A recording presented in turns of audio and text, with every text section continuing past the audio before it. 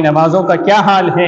جس دن ہم ربیع الاول میں جلسے مناتے ہیں، جلوس مناتے ہیں، جشن مناتے ہیں، نبی کے نام پر جلسے کرتے ہیں، ہم نبی کی اس تعلیم کو چھوڑ کر جلسے اور جلوس مناتے ہیں، یہ کون سا جلسہ ہے؟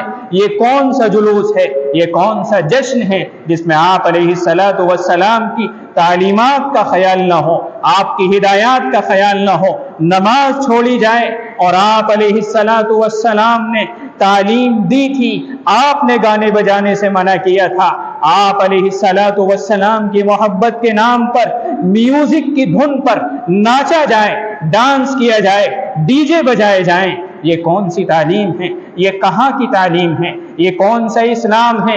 آپ نے یہ فرمایا تھا یہ امت ایسا کرے گی جیسے عیسائیوں نے کیا تھا، یہ عیسائیت کی راہ ہو سکتی ہے، یہودیت کی راہ ہو سکتی ہے، دجالیت اور شیطانت کی راہ ہو سکتی ہے، یہ اسلام کی اور اسلام کے سچے عاشقوں کی اور صحابہ اکرام کی یہ راہ نہیں ہو سکتی ہے۔